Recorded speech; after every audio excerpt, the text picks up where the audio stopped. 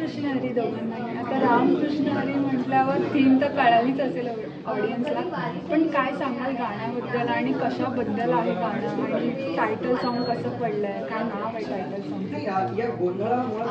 रामकृष्ण हरी सगळ्या प्रेक्षकांना आणि तुम्हा सर्वांना येणाऱ्या वारीसाठी खूप खूप शुभेच्छा. या वारीसाठीच आम्ही सूर्यशक्ती प्रोडक्शनमधून एक सेवा करत आहोत आणि ती आमच्या गाण्याच्या स्वरूपाने करतोय.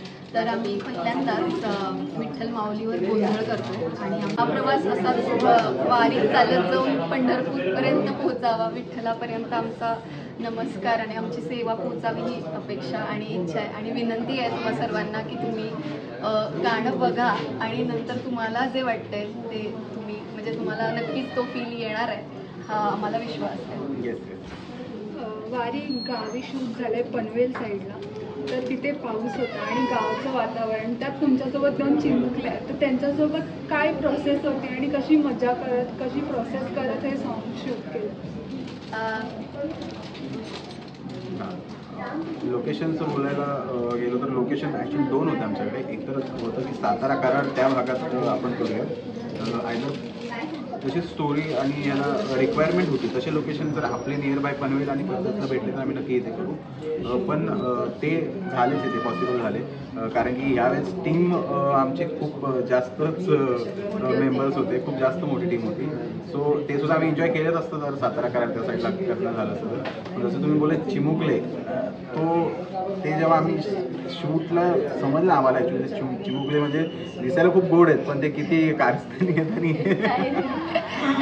ऍक्च्युली म्हणजे सर जसे म्हणाले ना, आपल्याला त्यांच्या जगात जावं लागतं, त्यांच्याबरोबर ऍडजस्ट करावं लागतं. तसंच आम्ही केलं आणि हो गेलो. म्हणजे आम्ही 2 दिवस त्या चिमुकल्यांच्या जगात होतो आणि तसंच म्हणजे त्यांच्या थ्रू झालं. त्यांनी त्रास नाही दिला. तर त्यांचे आता ते छोटे आहेत त्यामुळे त्यांना दिवसभर आपण तेवढं थांबवणं आणि तरी त्यांनी शेवटपर्यंत कुणीही गेलं नाही, ते थांबले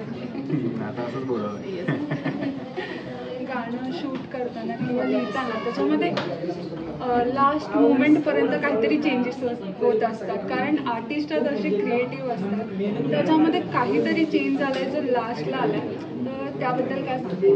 तर चेंज हा सांगेन की स्क्रीन प्लेमध्ये थोडा चेंज आला होता. लास्ट मोमेंटपर्यंत जसं Chandrakant Gaikwad director story screen play त्यांनीच केलेलं आहे. लास्ट मोमेंटला शूटच्या आधीच मला वाटतं 1-2 दिवस आधी असं चेंज आला होता की आपण यामध्ये डान्स ठेवूयात म्हणून. सो सरांनाही संकल्पना खूप आवडली, कारण की आमचं होतं की हे डान्स थ्रू थोडं प्रमोशनला डान्स म्हणजे आपण जे वारीत आनंद घेतो वारीचा ते तशाच तसंच काहीतरी आपण करूयात. मग सरांनाही ते पटलं आणि तो शेवटचा जो आलाप जो अभंग गायला सो त्यामध्ये हा dance choreography urban dance studio Shyam sir असतील आणि त्यांचे पार्टनर्स असतील, त्यांनी ते करून घेतलं. आणि एक होतं लहान मुलांना ते जमलं का, पण त्यांनी खूप लगेच म्हणजे एका दिवसात आदल्या दिवशी आम्ही रिहर्स केलं आणि तिने पण ग्रास केलं. आणि तू जसं विचारलंस तसं की म्हणजे गाणं जेव्हा कंपोज होत होतं त्याच्यामध्ये लास्ट मिनिटला काही चेंजेस झाले किंवा काही ॲडिशन्स झाल्या, तर मी म्हणेन की आपले जे सिंगर आहेत चैतन्य देवडे, तर त्यांना सगळेजण माऊली म्हणूनच ओळखतात. आणि खरं तर पुण्यात रेकॉर्डिंग झालं आपलं आणि त्या दरम्यान जेव्हा रेकॉर्डिंगच्या दरम्यान आम्ही म्हणजे मी नव्हते तिथे पण हे सगळे होते. सो लास्टला आम्हाला असं होतं की काहीतरी आपण म्हणजे त्याची एंड काहीतरी असा वेगळा करूयात. सो काही सुचवलं पण होतं, पण अनायसे आपले म्हणजे चैतन्याचे बाबा जे आत्ता इथे उपस्थित आहे सर आले, तर ते आले, ते तिथे होते आणि त्यांनी स्पॉन्टेनियसली जो अभंग आहे तुकारामांचा तो त्यांनी सुचवला. आणि आपले म्युझिक कंपोजर पण तिथे होते ऋषिकेश शेलार, तर त्यांनी तो तिथेच कंपोज केला आणि ते लाईव्ह रेकॉर्डिंग म्हणू शकता की तसंच झालं. सो सरच सांगतील की शेवट कसा ॲड झाला त्याच्यामध्ये.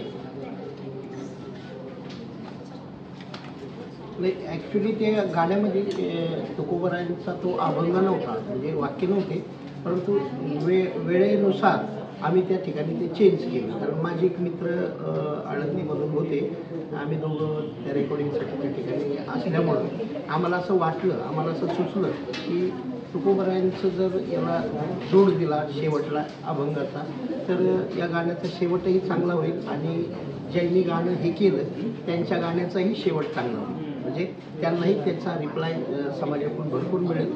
त्यासाठी ते गाणं त्या पद्धतीनं आम्ही उतरवण्याचा प्रयत्न केला आणि खूप खूप छान ते गाणं झालेलं आहे आणि सर्वांना ते भावेल, सर्वांनी ऐकलं. रामकृष्ण.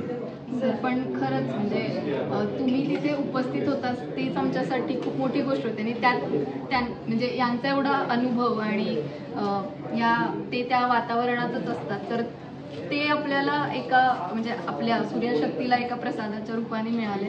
सर, तुमचे खूप खूप धन्यवाद. विठ्ठल त्यामध्ये जे दाखवलंय विठ्ठलाच्या रूपाने एक माणूस येतो तसे ते तसे आले. त्यामध्ये. खरंच जे लास्ट मुवमेंटला चेंजेस होतात ना ते बऱ्याचदा शूटमध्ये होतात. हे रेकॉर्डिंगचे चेंजेस मी Yes. पहिल्यांदा बघितले, कारण की मी एन्जॉय करत असतो, प्रत्येक गाण्याचं रेकॉर्डिंग कधी मिस करत नाही. पण लास्ट मुवमेंटला सगळ्या गोष्टी कंपोज झालेल्या असतात, फक्त सिंगरला येऊन तिथे रेकॉर्ड करायचं असतं. काही लिरिक्स तिथल्या तिथे हे करणं आणि परत त्याच्यावरती ऋषिकेश शेलार यांनी तेवढ्याच लगेच ते कंपोज करणं, हे खरंच ते खूप माझ्यासाठी ही नवीन गोष्ट होती. ती खरंच मी एन्जॉय केली ही गोष्ट आणि खूप छान झालं ते. महत्त्वाचं म्हणजे ती एक प्रोसेस नव्हती की आता रेकॉर्डिंग करायचं आहे. म्हणजे सरांनी किंवा चैतन्य किंवा ऋषिकेश यांनी त्यांचा अनुभव आणि त्यांचा आत्मा आपल्या गाण्यात दिलाय. सो नक्कीच प्रेक्षकांना सर ते आवडेल अशी अपेक्षा आहे. नक्कीच गाणं खूप नॅचरली झालेलं आहे, खूप छान झालेलं आहे, तर ते प्रेक्षकांपर्यंत पोहोचवण्यासाठी तुमचा एक मेसेज मी बोललो, जसं मी प्रत्येक गाण्यात बोलतो, मेसेज देतो की गाणं शेअर करा, लाईक करा, कमेंट करा. आत्ता मेसेज काय देऊ, सगळं घडवून त्यांनी आणलेलं आहे आणि त्यांनीच लोकांपर्यंत पोहोचवायचं काम सुद्धा त्यांचंच आहे. आमचा प्रयत्न होता की खूप असा सुंदर ऑडिओ व्हिडिओ, सो आम्ही जेवढं आमच्याकडून पॉसिबल झालं सो तो आम्ही दिलेलं आहे. इथून पुढे ते कसं लोकांपर्यंत पोहोचवेल हे आमचे प्रयत्न राहतीलच आणि ह्या गाण्याला प्रेम द्या असं बोलायचं, कारण हे गाणंच तेवढं ताकदीचं झालेलं आहे. हे नक्कीच सर्वांना आवडेल. अंगावर शहारा येण्यासारखे यामध्ये काही असे लिरिक्स आहेत खूप सुंदर, जसा लास्टचा जो अभंग जो आलाप झालेला आहे खूपच कमालीचं झालेलं आहे. आणि आषाढी एकादशी चालूच आहे, वारकरी अजून वारीमध्ये आहेतच, एन्जॉय करतच आहेत. सो त्यांच्यापर्यंत हे नक्की जाईल आणि तिथूनच आमचं गाणं आम्हाला वाटतं की पूर्ण महाराष्ट्र, संपूर्ण आपणही महाराष्ट्र आता पोहोचणार आहोत. हो, Yes, आपणही yes, आपण पोहोचणार. सर, तुम्हाला म्हणजे काय सांगायचं प्रेक्षकांना की गाणं असं पोहोचवाल?